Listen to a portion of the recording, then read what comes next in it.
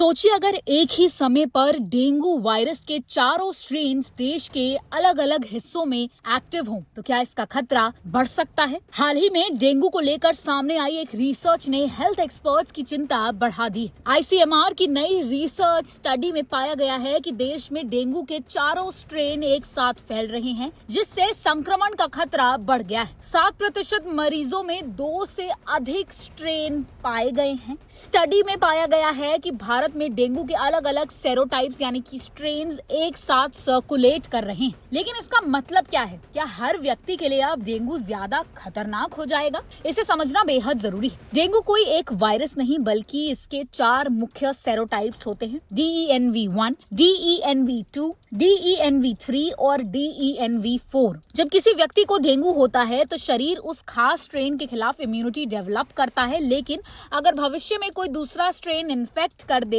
तो कुछ मामलों में सीवियर डेंगू का रिस्क बढ़ सकता है। हालिया सर्वेलेंस स्टडी में सामने आया है कि इंडिया में 1 से ज्यादा डेंगू सेरोटाइप्स मौजूद है और कई क्षेत्रों में अलग अलग स्ट्रेन एक साथ पाए जा रहे हैं। कुछ रिसर्च में ये भी देखा गया है कि मल्टीपल सेरोटाइप इन्फेक्शन वाले मामलों में प्लेटलेट काउंट गिरने और कॉम्प्लिकेशंस का रिस्क ज्यादा हो सकता है। तो क्या इस बार डेंगू पहले से ज्यादा खतरनाक होगा? तो एक्सपर्ट के मुताबिक डेंगू की सीवियरिटी सिर्फ स्ट्रेन पर डिपेंड नहीं करती, इसमें पेशेंट की एज, इम्यूनिटी, पहले डेंगू इन्फेक्शन की हिस्ट्री, समय पर डायग्नोसिस और ट्रीटमेंट भी बहुत बड़ा रोल निभाते हैं। एम्स और आईसीएमआर से जुड़ी रिसर्च में भी डेंगू वायरस की मॉनिटरिंग और सेरोटाइप ट्रैकिंग पर जोर दिया जा रहा है, क्योंकि अलग अलग स्ट्रेन की मूवमेंट को समझना आउटब्रेक कंट्रोल के लिए बेहद जरूरी है। अब आ जाते हैं कि डेंगू के ऐसे कौन से सिम्टम्स हैं जिन्हें इग्नोर नहीं करना चाहिए। तो अगर आपको तेज बुखार, तेज सिर दर्द, आंखों के पीछे दर्द, शरीर और जॉइंट्स में दर्द, स्किन पर रैश, कमजोरी या फिर लगातार वॉमिटिंग जैसे सिम्टम्स दिखाई देते हैं तो इसे सिर्फ वायरल फीवर समझकर इग्नोर ना करें। खासकर फीवर कम होने के बाद अगर पेट में तेज दर्द, ब्लीडिंग, ज्यादा कमजोरी, सांस लेने में परेशानी, लगातार उल्टी जैसे संकेत दिखें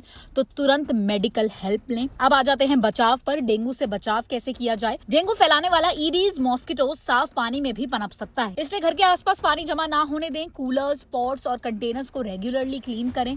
मॉस्किटो रेपेलेंट और नेट्स का इस्तेमाल करें। फुल स्लीव्स क्लोथ्स पहनें।